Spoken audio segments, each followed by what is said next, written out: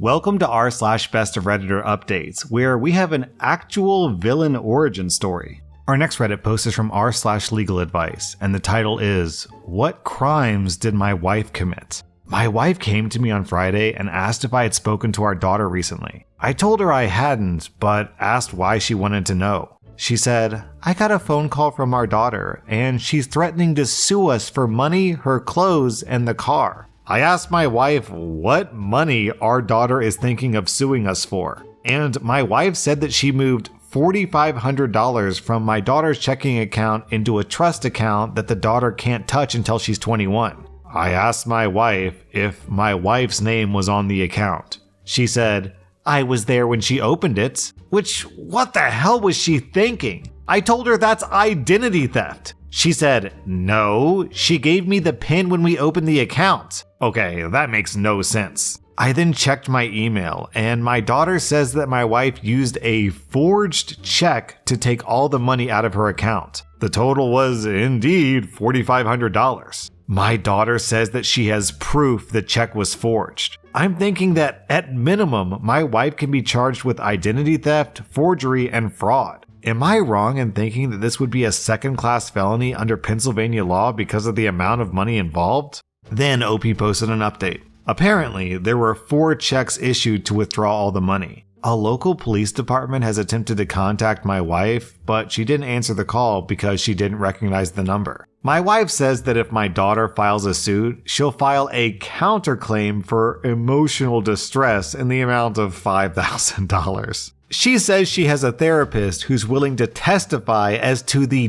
devastating emotional stress my daughter has caused her. She also says that she'll hire an attorney while my daughter will be stuck with a free attorney who doesn't do anything. I've kept my daughter informed, and my daughter is unperturbed by my wife's threats. I've told my daughter that I'll speak to any authority and I will not lie on behalf of any party. I am aware of the fact that my wife needs professional help. Our pastor advised her to seek mental help. Her parents asked her to seek mental help.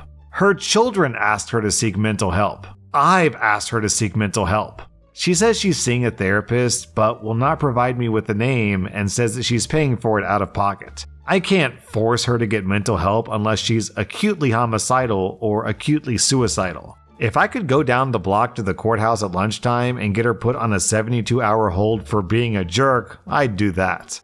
Another update. My wife seems shocked that the police would investigate this for free. My wife believes that police investigating a crime is a waste of taxpayer money. My wife now wants to go to family counseling. I told her that our daughter would not agree to that, and she said, "Then she won't get her money." Then, 13 days later, OP posted an update. The docket sheet has gone up on the Pennsylvania Unified Judicial System website. My wife has not yet been arrested.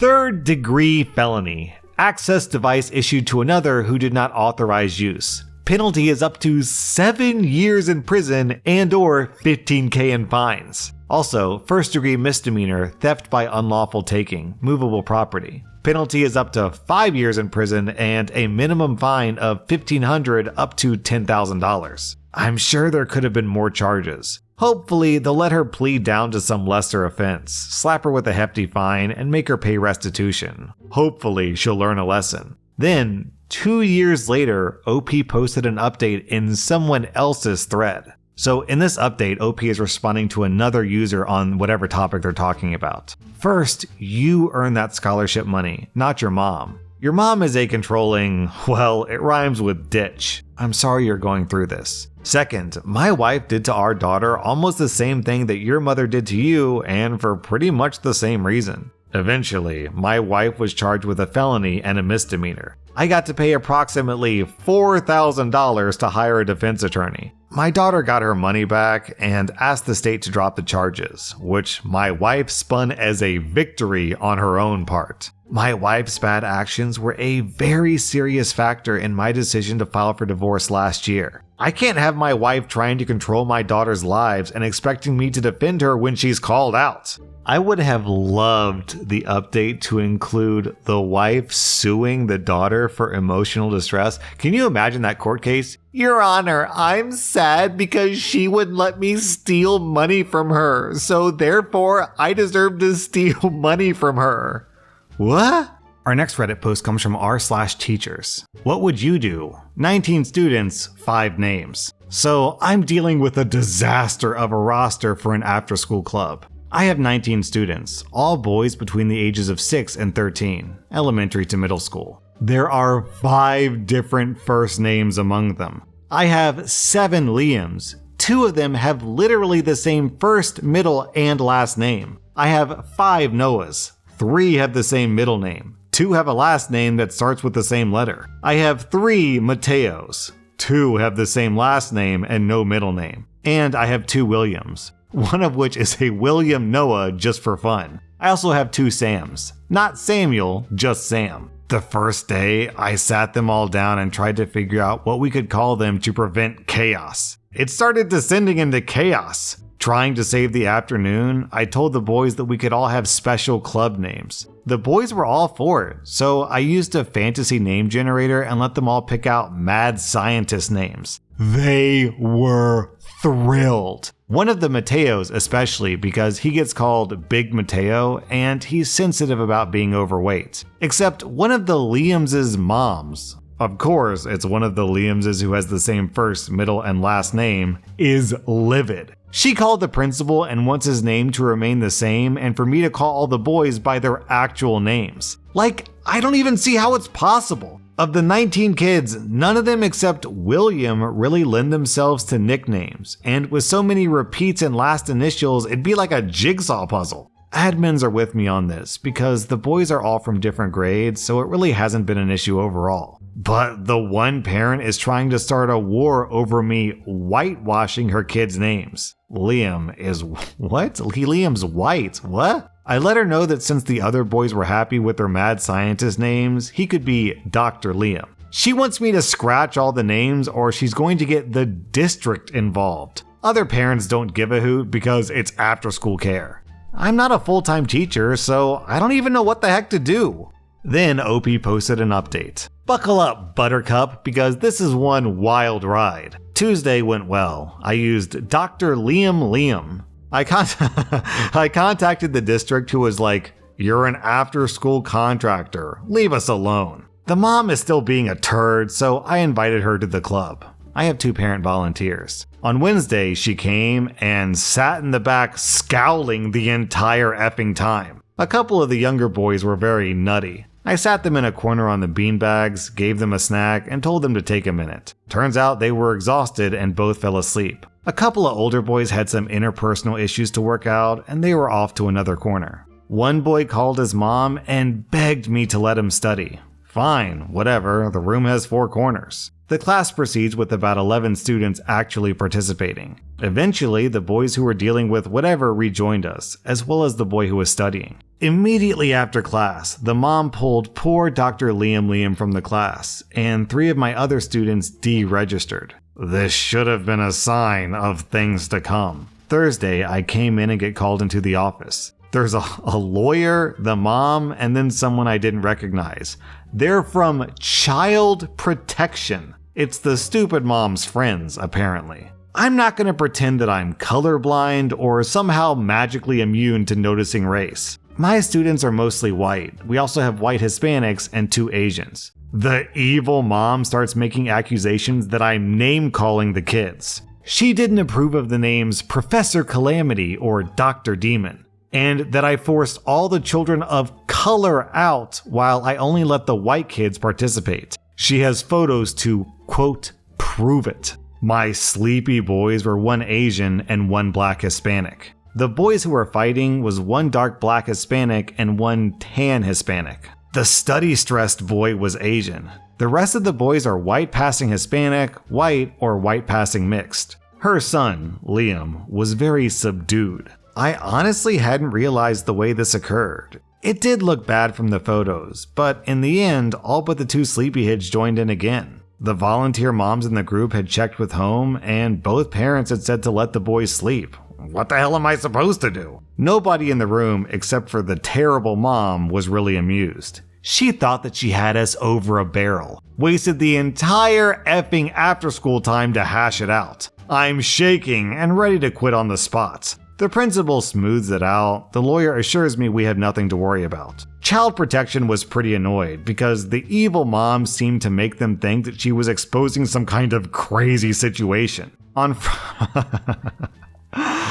Friday, I go in to find a reporter and a camera. I let them know that they had better not publish any footage because the mom didn't have permission to take the footage. I got the principal involved who called the lawyer, and again, we wasted most of the time sorting this out. However, since this mom posted on all the town boards on neighborhoods and Facebook and whatever effing else she could find, things ended up working out and biting her in the butt. 3 parents pulled their boys on Wednesday because they aligned with that mom. On Friday afternoon, after I got in, I discovered I have 5 girl besties from grade 4 who want to come in. And since the cap is 20 students, I'm really happy to have them. It's not the best balance, but 1/4 is closer to my normal 1/3. My head is still spinning, and I don't think I could think up any more drama than what's already occurred. I'm looking forward to Monday with the new kids and a fresh slate.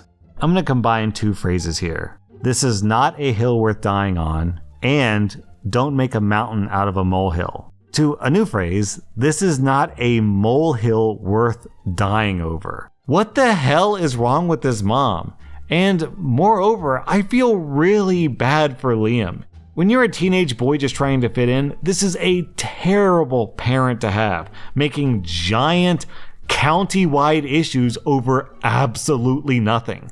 Maybe this is Dr. Liam's mad scientist origin story. He wants to make a giant space laser that will eliminate all terrible Karens from the world. People are calling him Liam Squared. This next post sounds very dull, I'll admit, but it has a mood spoiler, and the mood spoiler is WTF, so I'm guessing it gets good at the end. Am I the butthole for not letting my coworker stay at my place even though I have the space? So I'm a 23-year-old woman who lives alone in a small 2-bedroom house. One room is mine, the other one is basically my everything room. My office, my closet, my storage. Sometimes I just lay on the floor in there and stare at the ceiling when life sucks, lol.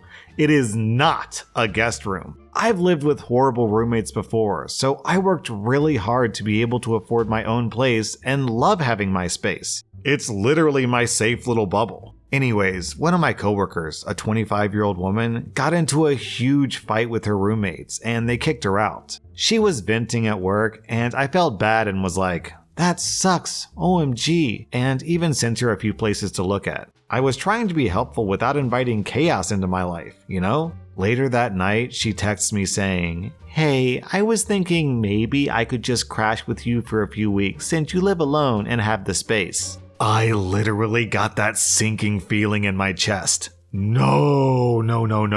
I'm not even close to her. We're cool at work, but we've never even hung out outside of lunch breaks and complaining about our boss. She doesn't know anything about me, and I don't know her like that. Why would she live in my house? So I replied super politely, like, I totally get that you're going through it, but I really value my space, and I'm just not in a place where I can have someone stay with me. Like, I was nice. I didn't ghost her, didn't ignore her, just said no. Next day, she's acting really weird. Then another coworker told me she said that I let her be homeless when I have an entire room to myself. Like, girl, first of all, she's staying at her boyfriend's place. Second of all, I pay to live alone.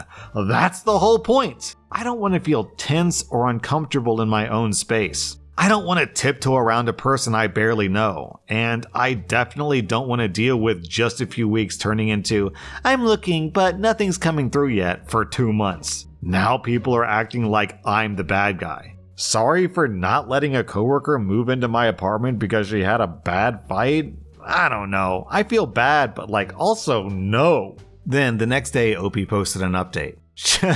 She went to jail, lol. I don't know what happened, but I feel horrible to say that I laughed. Well, solves that issue. Also, I have to highlight my favorite comment, and this is OP speaking, not rSlash. Go up to the people that had something to say and tell them they're horrible for not bailing her out. And rSlash's favorite comment is this one. So, win-win. OP kept her space, and the coworker got a place to stay. I love these happy endings. That was r/Best of Redditor updates, and if you like this content, check out my podcast where I publish the exact same episodes. Also, hit that subscribe button because I put out new Reddit videos every single day.